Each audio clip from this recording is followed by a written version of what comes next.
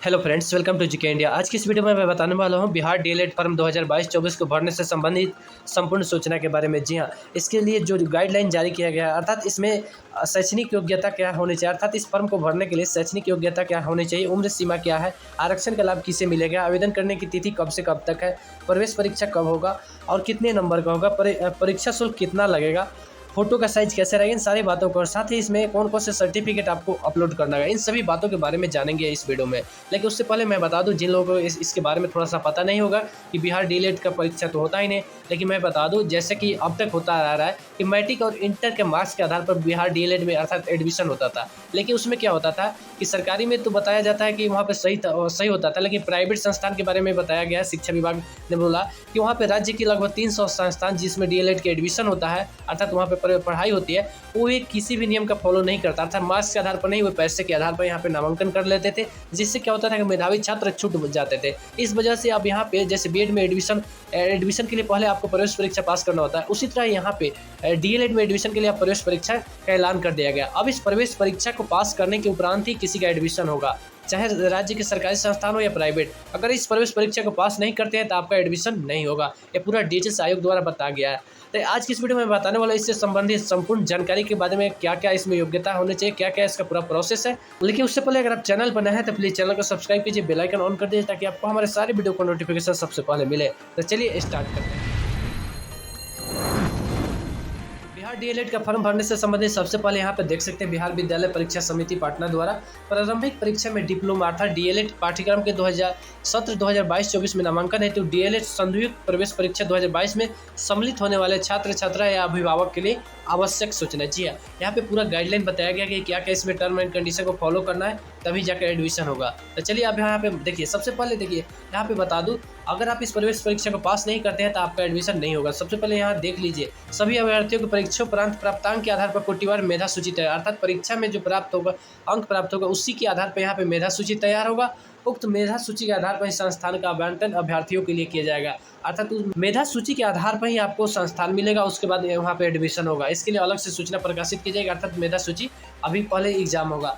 अब सबसे पहले जान लीजिए प्रशिक्षण संस्थानों में नामांकन हेतु शैक्षणिक योग्यता से संबंधित महत्वपूर्ण पॉइंट के बारे में। सबसे पहले देखिए यहाँ पे उच्च विद्यालय अर्थात 10 इंटर आपको पास होने, जिसमें कम से कम 50% मार्क्स होने चाहिए, तभी आप इसका आवेदन कर सकते हैं। अनुसूचित जाति, अनुसूचित जनजाति एवं दिव्यांग कोटि के अभ्यर्थियों के लिए 5% का छूट है। जी हाँ, यहाँ पे अगर 45% है तो +2 में अर्थात इंटर में तब भी चल जाएगा। उम्र सीमा के बारे में बात करें तो यहाँ पे 1 जनवरी 2022 तक आपकी उम्र सीमा न्यूनतम 17 वर्ष से कम नहीं होना चाहिए। अगर 17 वर्ष से कम है तो आप इस फॉर्म को नहीं भर सकते हैं।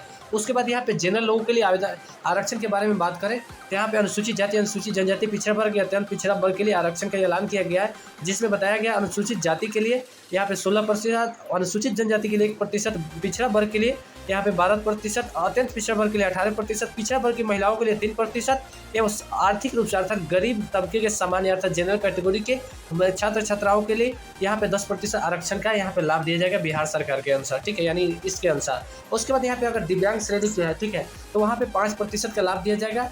और उसके बाद में यहाँ पे स्वतंत्रता सेनानी के रिश्तेदार यहाँ पे 2%, और उसके बाद में यहाँ पे भूतपूर्व सैनिक के पुत्र पुत्री जिन पर आश्रित है तो वहाँ पे 5% का लाभ मिलेगा। उसके बाद यहाँ पे उर्दू विषय के बारे में बात करें तो उर्दू विषय में आपको 10% का लाभ, आरक्षण का लाभ मिलेगा। लेकिन वहीं जब अगर आप +2 में उर्दू विषय से पास है तभी आपको यहाँ पे यानी उर्दू विषय में 10% का लाभ मिलेगा। जी हाँ, अगर आप 10+2 में अर्थात इंटर में उर्दू विषय से पास है तभी आपको यहाँ पे 10% आरक्षण का लाभ मिलेगा, वरना नहीं मिलेगा। और उसके बाद यहाँ पे बात करें तो जो जितना भी सीट होगा, मान लीजिए जैसे यहाँ पे 100 सीट होगा, उसमें से 50 सीट रहेगा सिर्फ साइंस वालों के लिए, और 50 सीट में रहेंगे आर्ट्स और कॉमर्स, अर्थात 50 सीट में दोनों आदमी रहेंगे, आर्ट्स और कॉमर्स वाले, और 50 सीट में सिर्फ साइंस वाले के यहाँ पे तवज्जो दिया गया है। ठीक है, उसके बाद में यहाँ पे आवेदन करने की तिथि के बारे में देखेंगे तो यहाँ पे आवेदन करने की तिथि 27 जून से 17 जुलाई तक है। जी हाँ, 27 जून से 17 जून तक आप आवेदन कर सकेंगे, और पेमेंट करने के यहाँ पे 27 जून से 19 जुलाई तक यहाँ पे आवेदन मतलब पेमेंट कर सकते हैं, यानी पेमेंट स्वीकार किया जाएगा। प्रवेश परीक्षा की बात करें, क्वेश्चन के बारे में बात करें तो यहाँ पे 150 अंकों की यानी 150 अंकों की पूरा क्वेश्चन होगी। 150 मिनट में 150 प्रश्नों को सॉल्व करना होगा। प्रत्येक क्वेश्चन 3 नंबर का होगा। जी हाँ, और यहाँ पे देखिए अधिक संख्या में छात्र यहाँ पे आवेदन करते हैं तो वहाँ पे नॉर्मलाइजेशन के आधार पर यहाँ पे मेधा सूची तैयार की जाएगी।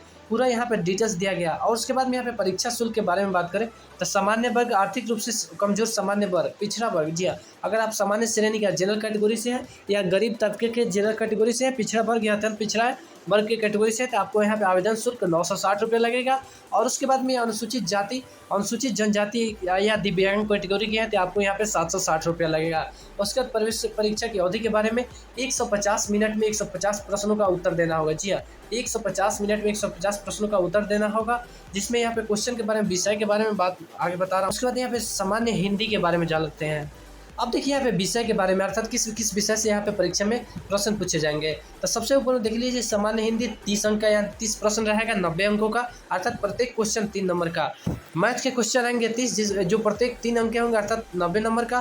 फिर विज्ञान के क्वेश्चन रहेंगे 20, जो 60 नंबर का। सामाजिक अध्ययन अर्थात सोशल साइंस से रहेगा 20 क्वेश्चन, अर्थात 60 नंबर का। और यहाँ पे इंग्लिश रहेगा 25 क्वेश्चन, अर्थात 75 अंकों का। और उसके बाद अब यहाँ पे रीजनिंग का 25 क्वेश्चन रहेगा, जो टोटल 75 अंकों का होगा, अर्थात 150 क्वेश्चन होंगे। देख सकते हैं सारे विषयों को मिलाकर 150 क्वेश्चन और 450 अंकों का टोटल एग्जाम होगा, अर्थात प्रत्येक क्वेश्चन 3 अंकों का होगा। और यहाँ पे इस प्रवेश परीक्षा को पास करने के लिए यहाँ पे देखेंगे, अगर यहाँ पे प्रत्येक क्वेश्चन के लिए 3 अंक, यानी प्रत्येक सही उत्तर के लिए 3 अंक दिए जाएंगे, और प्रत्येक गलत उत्तर पर, अर्थात गलत उत्तर देते हैं तो वहाँ पे 1 अंक काट लिए जाएंगे। ठीक, उसके बाद ऑनलाइन परीक्षा आवेदन पत्र भरने की तिथि के बारे में बताया गया है। ठीक है, यहाँ पे वेबसाइट दिया गया http://secondary.biharboardonline.com अथवा http://biharboardonline.bihar.gov.in पर जाकर डीएलएड ज्वाइंट इंट्रेंस टेस्ट 2022 पर क्लिक करके यहाँ पे फॉर्म भरने के बारे में बताया गया, जिसके बारे में थोड़ा सा मैं बता दूँ।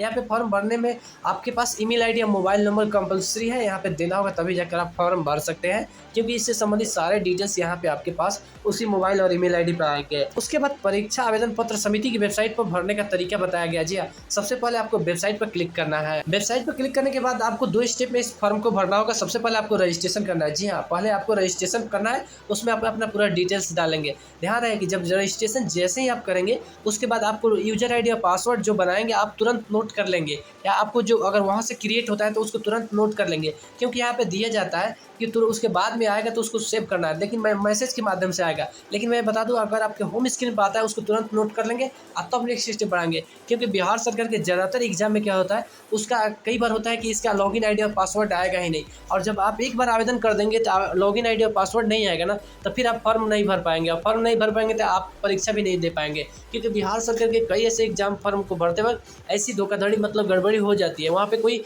उधर से मैसेज ना ईमेल पर ना मोबाइल पर कोई मैसेज ही नहीं आता है, और फिर उसके बाद फॉर्म कैसे भरे, इसलिए आप लोगों को थोड़ा सा ध्यान दिला दे रहा हूँ। और उसके बाद जैसे ही लॉगिन आईडी और पासवर्ड मिल जाएगा, उसके बाद लॉगिन के ऑप्शन पर क्लिक करके डालकर उसके बाद हमें पूरा फॉर्म के प्रोसेस को कंप्लीट करना है। वहाँ पे पूरा फॉर्म जब तक कंप्लीट नहीं होता है तब तक नहीं छोड़ना है, नहीं तो अधूरा छोड़ेंगे तो यहाँ पे आपका प्रोसेस नहीं कंप्लीट माना जाएगा और आपका आवेदन रद्द कर दिया जाएगा। उसके बाद में यहाँ पे देखेंगे अपलोड, यानी फोटो, रंगीन फोटो एवं हस्ताक्षर के बारे में। इसके लिए मैं वीडियो के डिस्क्रिप्शन में एक लिंक डाल दूंगा कि फोटो का साइज़ कैसे बनाना है। यहाँ पे देखिए फोटो का साइज़ बताया जा रहा है 100 KB से 150 KB होना चाहिए, और इसका आयाम बताया जा रहा है 3.5 cm से 4.5 cm। मैं इसका वीडियो बना दूंगा, डिस्क्रिप्शन में मिल जाएगा, आप उसको जाकर देख सकते हैं। और उसके बाद यहाँ पे जो सिग्नेचर होंगे वह 50 से 100 KB के बीच में होना चाहिए। यानी देखिए यहाँ पे सब कुछ अच्छा से हो जाएगा, क्योंकि इसका साइज अगर ज़्यादा कम रहता है तो फोटो सही से नहीं बनता है। उसके बाद यहाँ पे कहा जा रहा है बैकग्राउंड या तो सफ़ेद होना चाहिए, अर्थात व्हाइट होना चाहिए, या हल्का कलर में होना चाहिए। जी हाँ, और उसके बाद आपका चेहरा यहाँ पे स्पष्ट रूप से देखना चाहिए। ठीक है, साथ ही आपके आंख पर कोई चश्मा या फोटो नहीं होना चाहिए, और फोटो लेटेस्ट होना चाहिए। उसके बाद प्रमाण पत्रों के बारे में बात करते हैं। यहाँ पे अपलोड करना होगा मैट्रिक के प्रमाण पत्र एवं अंक पत्र जन्म तिथि के लिए, और उसके बाद इंटर का प्रमाण पत्र एवं अंक पत्र। अनुसूचित जाति जनजाति के उम्मीदवारों के लिए यहाँ पे जाति प्रमाण पत्र, और अत्यंत पिछड़ा वर्ग के उम्मीदवारों के लिए क्रीमी अर्थात NCL नॉन क्रीमी सर्टिफिकेट यहाँ पे जमा करना होगा, तभी जाकर यहाँ पे आवेदन कर पाएंगे। तो महिला के लिए मैं बता दूं, अगर आप अत्यंत पिछड़ा वर्ग या पिछड़ा वर्ग की श्रेणी से है तो आपको महिला के लिए जिनका शादी हो चुका है या नहीं भी हुआ, ठीक है, उन सभी को यहाँ पे पिता के नाम से यानी एड्रेस होना चाहिए। जाति प्रमाण अर्थात NCL बनवाएंगे, उसमें NCL का पूरा एड्रेस पिता और पति के पिता के नाम से होना चाहिए, पति के नाम से नहीं होना चाहिए, नहीं तो यहाँ पे दिक्कत हो जाएगी। यहाँ पे देखेंगे आरक्षण का दावा करने में विवाहित महिलाओं की जाति या अद्यतन क्रीमी लेयर प्रमाण पत्र उनके पिता के नाम एवं पता से निर्गत, अर्थात पिता के घर के एड्रेस से और उनके नाम से ही होना चाहिए। पति के नाम और एड्रेस से होगा तो नहीं मान्य होगा, गलत हो जाएगा। ठीक है, और दिव्यांगता की दावा की स्थिति अर्थात आपके पास दिव्यांगता प्रमाण पत्र होना चाहिए। अगर स्वतंत्रता सेनानी के रिलेटिव है तो वहाँ पे आपको इससे संबंधित प्रमाण पत्र होना चाहिए। और उसके बाद आर्थिक रूप से कमजोर वर्ग के यानी आर्थिक रूप से गरीब तबके सामान्य से जनरल कैटेगरी से है तो उससे संबंधित भी प्रमाण पत्र जो सरकार द्वारा जारी किएगा वो आपके पास होना चाहिए। अगर भूतपूर्व सैनिक का है तो वहाँ से संबंधित भी प्रमाण पत्र देंगे तब जाके आपको यहाँ पे आरक्षण का लाभ होगा। उसके बाद सब कुछ कंप्लीट करने के बाद आपको एक बार देख लेना है, सब कुछ मिला लेना है। अगर आपका गलत होता है तो वहाँ पे एडिट का ऑप्शन आएगा, ठीक है। फॉर्म सबमिट करने से अर्थात यहाँ पे पेमेंट करने से पहले आपको एक एडिट का ऑप्शन मिलेगा। अगर गलत है तो उसको तुरंत एडिट कर लेंगे, लेकिन अगर बाद में गलत हो जाता है तो वहाँ पे एडिट करने का ऑप्शन नहीं आएगा, ठीक है। और पूरी तरह से सही जांच परख ले, उसके बाद में अगर सही है तब उसके बाद यहाँ पे पेमेंट करें। और उसके बाद में इसको क्या करना है, पेमेंट करना। यहाँ पे पेमेंट के बारे में बताया गया, डेबिट कार्ड, क्रेडिट कार्ड या ऑनलाइन माध्यम से ही होगा, दूसरे माध्यम से पेमेंट यहाँ पे स्वीकार नहीं किया जाएगा। यूजर को अपना अर्थात अभ्यर्थियों को अपना यूजर आईडी या पासवर्ड भविष्य के लिए सुरक्षित रख ले और उसकी गोपनीयता बना अर्थात उसे किसी के साथ साझा न करें क्योंकि इसकी भविष्य में जरूरत पड़ेगी।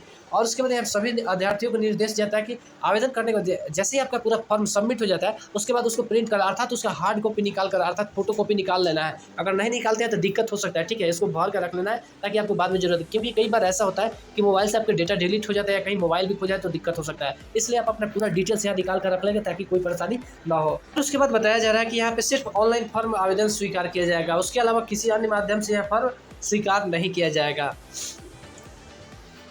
साथ ही बताया जा रहा है कि परीक्षार्थी स्वयं द्वारा फॉर्म भरे, साथ ही एक से अधिक आवेदन पत्र न भरे, नहीं तो यहाँ पे आपका फॉर्म रिजेक्ट कर दिया जाएगा। या अगर अधूरा फॉर्म है तब भी आपका आवेदन यहाँ पे रिजेक्ट कर दिया जाएगा। यहाँ पे सलाह दी जाती है कि आवेदन पत्र स्वयं के द्वारा भरा जाए। उसके बाद यहाँ पे कहा जा रहा है अगर आप गलत विवरण देते हैं तो उसके बाद में यहाँ पे अगर परीक्षा फल में पास भी हो जाए तब भी आपका परीक्षा फल यहाँ पे रद्द कर दिया जाएगा। घोषणा पत्र एवं आवेदन पत्र पर हस्ताक्षर के लिए अंग्रेजी के बड़े अक्षरों का प्रयोग वर्जित है। जी अब मैं बता दूं यहाँ पे हस्ताक्षर कैसे करना है, यानी घोषणा पत्र एवं आवेदन पत्र में हस्ताक्षर कैसे करना है। जैसे आपका नाम आकाश है, यहाँ पे लिखेंगे पहला लेटर बड़ा कैपिटल होना चाहिए, उसके बाद यहाँ पे छोटा इस तरह से लिखना है, ना कि इस तरह से अगर लिखेंगे जैसे यहाँ पे ये जैसे इस तरह से है ना तो ये गलत हो जाएगा। ये तरीका सही है, ठीक है, ऊपर वाला तरीका। इस तरह से आपको यहाँ पे सिग्नेचर करना है। उसके बाद में कहा जा रहा है अगर आप किसी तरह की गलत जानकारी देते हैं तभी यहाँ पे आपका आवेदन निरस्त कर दिया जाएगा। और यहाँ पे परीक्षा फल से संबंधित यहाँ पे दिया गया है 30 दिन के अंदर ही प्राप्त किया जा सकता है।